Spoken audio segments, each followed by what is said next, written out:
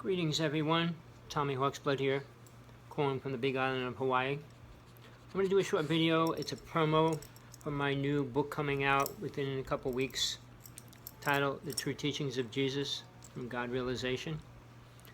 I feel it's really important to get it out now. I've been working on it for a couple years, so what better time with what's happening to the world. I want to go into a couple things real fast. Mankind is accepting ideas from writings, tablets, from who knows where. Basically, I would say alien races that brought them here. The Mayan tablets, for one, Sumerian tablets, the Emerald tablets. Where did they come from? Who wrote them? And why are we listening to them? Why do we believe them? There are multiple stories. A lot of them contradict each other. The same as the Bible is pretty much a lot of lies in there. And who wrote the truth of whatever was said about anybody that was in it?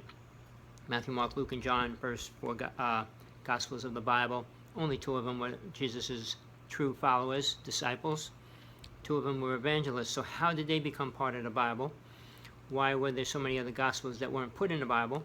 That's only one little thing. But go deeper into the rewriting of the Bible and different things like that. Where's the truth come from?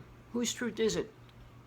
I can only tell you from direct experience, my own, past life awareness, and out-of-body experiences, the truth that I perceive and was shown and part of. So I want to go into the UFO world because that's part of what's happening to the world right now. It's growing, it's escalating, and people are looking at it as like a good thing. And I'll say this, I'll be one of the few people. No alien race is going to help us become spiritual. None. We are the most spiritual race that exists on this lower realm called planet Earth and the physical world. There's the astral plane, which is the next world where everybody goes when they die. That's a whole different story. Very few people want to know the truth about it because they want to just be happy and live with their family that died and left this world to go and hang out, which is pretty lame. If you think you're going to stay in another world with your family that you just left this world from, why would you want to do that? Oh, you love them so much? Well, we're going to sit around a table and talk about what for infinity? And if you believe in reincarnation, which is not a part of Christianity, but Tibetan Buddhism and Hindu religions, they do. And it's a fact, it's proven, and it's true. I mean, I had 5 death experiences, so I'll confirm it in a lot of different ways. Never mind years and years of out-of-body experiences. If you can prove them. And you really can't prove things to other people, and you shouldn't. Because your life is your life. You're not here for anybody else. You're not here to save the planet or anybody. Each soul has to save themselves. That's why we live in hell, and that's why we need to get out of it. Jesus talked about death, not about life. Life after you leave the physical body, not while you're within it. So my book's going to explain and go into a lot of things, including what's affecting the world today, how it's affecting children, life, birth, marriage, families. What are we going to do? What do you care to do with the rest of your life? Are you going to make it important? And important to who? Is the big question. Most people say, well, my family is important. They are to you. Is your family important to people in Russia, China, Germany? Of course not. Are they important to us? Of course not. Should it be? Does it matter? Well, if you want to believe the whole story of the beginning of creation and who brought man here and all those different stories, scientific's version of that, they're all lies. Alien races that brought us here for a reason. A reason. Not to pollinate us, to see what happens when we create what we're doing. They gave us a program to run on. Atlantis was here. It was the most beautiful place on this planet ever in any history of the human race or the planet. And it was destroyed. And after that, we went into mass killing, and killing is accepted. One of the 10 Commandments is probably one of the most important ones that we should listen to.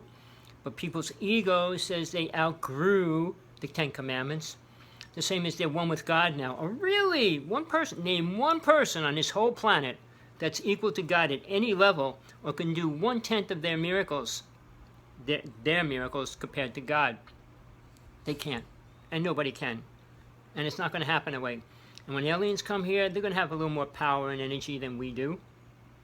Doesn't make them spiritual. All these races that are talking about futuristic travel and all that, so what? Why?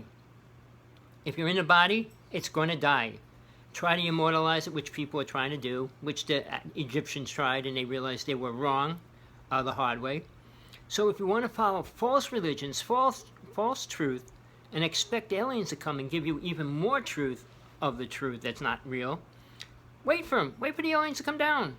You'll see that everything that's proven, and I believe in aliens. I saw them. I didn't work with them, but I've been dealing with the ship for about 1.5 years right now, and they didn't come up with anything. Saw a Bigfoot and all those things, but they don't help the human race, really. And I'll debate anybody on that. I stood next to a Bigfoot.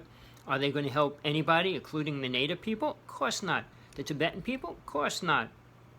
Oh, well, we got multiple writers and telling stories. And now with the New Age world and in the UFO world, all these experiences that have these great conversations with aliens and travel on their ships and fly their ships and all that. What are they going to do for mankind? Tell more stories, tell more lies, and realize what percentage of the world that they're touching. If there's roughly probably 7.4 billion, but I'd say roughly 7.2 is what they assume right now. How many of those people are getting touched by these ideas? 1 to 5%, if that, around the world. So all these brainwashing ideas aren't affecting the world in any great way. Christianity is still the highest populated religion on the planet, next to then comes Muslims. So those two races, and then take one more race, it's about, I'd say about 60% of the planet. Then you got 1 billion people on this planet that are atheists, or don't believe in any aspect of God or life, or they're starving. They don't know nothing. So how can they believe anything? So the concepts that man perceives that we'll have world peace and world love, a ridiculous concept. What's world love? If everybody loved everybody the same way, does that mean everybody has sex with everybody? Everybody has the same amount of children, sex the same time, same place, same way? I mean, oh, well, no, it's all different. Well, how could you say love's the same or going to even be the same among 7 billion people? It can't be. The same is accepting the same law. World peace. Well, what if I don't like what you do? What if you hurt my wife? What if you did this? You have to accept the programmed idea of what right is, which is the way the law system works. Considering the United States, they took a lot of it from the native people. We're living in a sick society, sick world. If you can't see it in the food you eat, the way you act, the way that people act, the way things are, what you see on TV is not perverted, twisted, and taking money out of people's hands that it shouldn't. Football, baseball, hockey, all those people get paid millions of dollars. Why? Sports should be for fun, not for money. The same as boxing. After 1,000 years, 2,000 years, we still have to have people killing and fighting and then getting paid to be in a boxing ring to beat somebody up. And they got the highest paid salaries ever. The last boxing match, what did he get paid? They each got paid $160 million. And they're already promising that to the two boxers that are going to be boxing in the next week or two.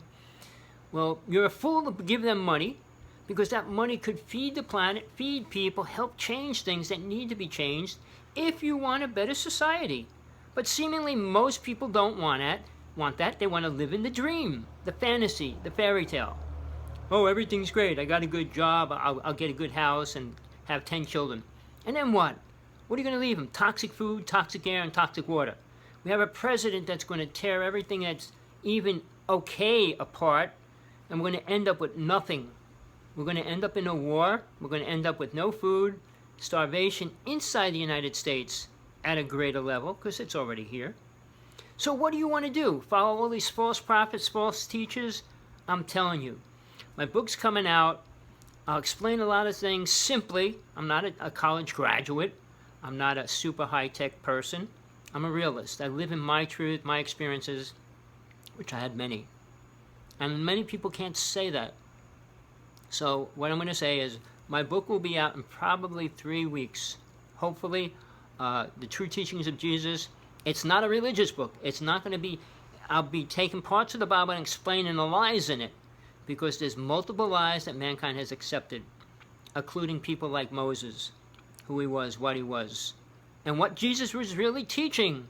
If you think he had to go around teaching love and everybody wanted to kill him, something would be wrong with your thinking if you believe that. which many people do. How's that? I'm teaching love, so everybody's going to kill me? I doubt it. So again, look at the facts, look at the truth, look at the world what it is. If you think it's moving forward, follow all these false prophets, false teachers, these people that again paid big bucks. I could name 10 of them right now, which I won't. But please, it's time to wake up, time to go out to the real world and experience it the right way. Look at what you're doing in life. Is it helping the human race? Is it helping the world? You're here for yourself first. But that does mean creating a life that doesn't create karma. Doesn't mean hurting anybody. Stealing, robbing, cheating, lying, all those kind of things. Abuse is the #1 thing going on the planet in almost every family. So do you want to change that? Or do you want to live in the lies, live in the stories, and dream? And Jesus will not come back. Anybody that believes that, why would he? You're better now than you were when he was here. People that touched him turned against him. You'd think it will be any different? Don't forget, there's 2,000 religions on this planet or more now, and only 3 of them are like the highest populated.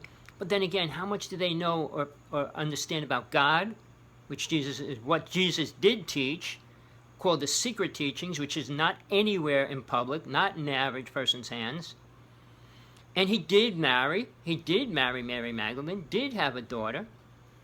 The Knights of Templar, which got created many years later, were created her society, his daughter's society that she lived with after Mary Magdalene died.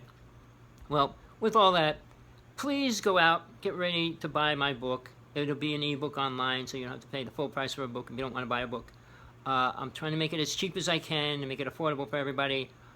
Please, anything, call me, get in touch with me, hawksblood1@aol.com. You're really going to need to read this book. And it's not because I want to make money off of it, anything like that. It's only you got to analyze the truth that you think you know and fit it into reality and see where it's really going to take you, your family, and everything else. And what you're going to do when you die.